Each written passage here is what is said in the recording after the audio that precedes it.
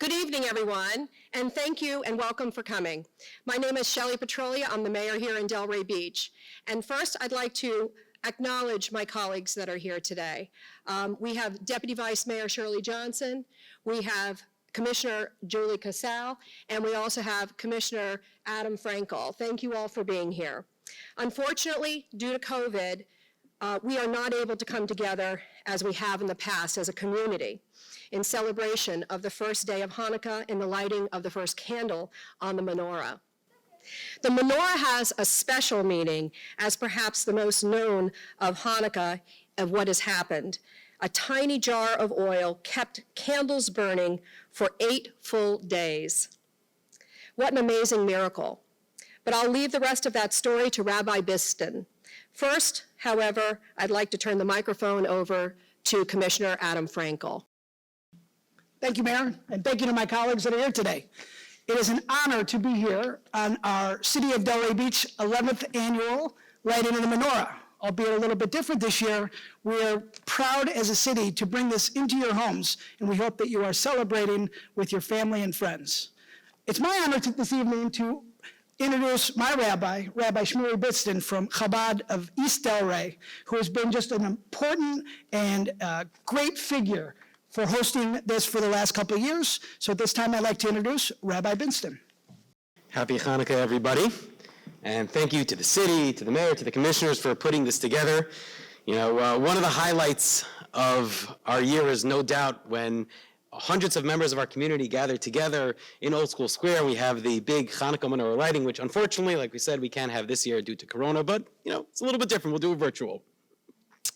So we can ask ourselves, is it even worth it to celebrate this year? Is it even a thing, right? Hanukkah is all about family, friends, being together, Hanukkah gifts, the latkes, the candles, and we can't have it. Many of us will be celebrating by ourselves or perhaps with just a few family members. So should we just, we'll catch it again next year. So the story of Hanukkah and the message we can learn is very applicable nowadays, I would venture to say even more than in the past. So the story takes us back about 2,000 years ago when the emperor, Antiochus, who was the Greek emperor, he made it his mission to destroy the Jewish people not only physically but spiritually as well. He wanted to destroy the identity, the nation, and who they were as a people. So he enacted a series of decrees meant at doing just that. From gathering together and celebrating the holidays, from doing any of the commandments, any of the mitzvot, any of the Torah, they weren't allowed to do anything, all punishable by death. And as you can imagine, it was a very dark time, and there was many a Jew that threw in the towel, right? It was great while it lasted, and if it ever comes back again, we'll celebrate, but at the meantime, we can't fight it, we'll just convert, and that's the end of Judaism, and who could blame them? However, there was one individual, his name was Matisyahu, and he and his 5 sons lived in the city of Modi'in. And one day, there was the Greek soldiers that came, and as was their custom, they were setting up pagan altars to offer up their sacrifices. And him and his sons, they jumped up, they killed the soldiers, and thus started the Jewish rebellion. And it was just a ragtag group of individuals with no training, no equipment. They ran to the mountains, and most people didn't give them a shot at winning anything at all. And slowly but surely, they started winning a battle here, a battle there, using guerrilla warfare tactics, and more people started joining them until finally Antiochus the emperor sent one of his best generals with a massive army, almost 40,000 soldiers, to finally crush this rebellion once and for all. And sure enough, it came to the big battle, and once again, this was a well-equipped, well-trained army with the latest equipment, and chariots and horses and swords against the ragtag Jewish army, and most people thought they'd be crushed. But with courage in their hearts and a prayer on their lips, they went forth and they were victorious. And after the battle, when they went to the temple, the first thing they wanted to do was to light the menorah. The menorah, which symbolizes God's light shining forth in the darkness, that was the most important thing to do. But the temple was completely destroyed. And they found the menorah, and they went to the storage room to go get, a jug of oil.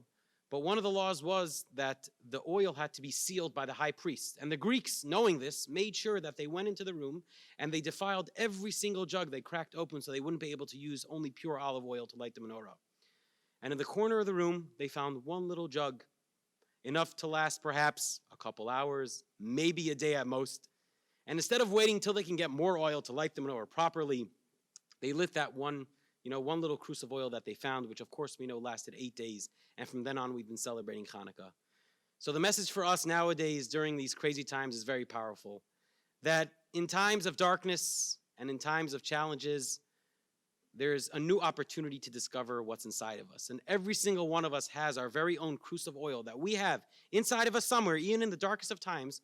All we have to do is find it, take just a little bit of light, light it up, and as we know, just a little bit of light dispels a ton of darkness and will be a light both to ourselves and to other people as well. So happy Hanukkah, everyone. And even though physically we cannot light the menorah together, but there's no doubt in spirit as we light it now, and you see this video, we'll be lighting it together as one nation. So I'd like to ask everyone, we've been practicing the song, to sing the 2 blessings with us for the menorah, and then Adam will light the menorah. We'll start with the first one.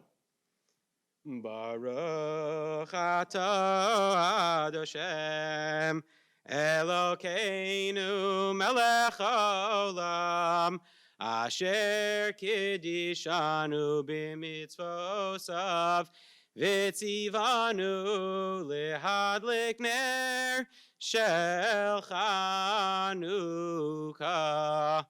Baruch atah Hashem Elokeinu melech haolam she'asa nisim lavoseinu bayamim ha'hem bizman hazeh.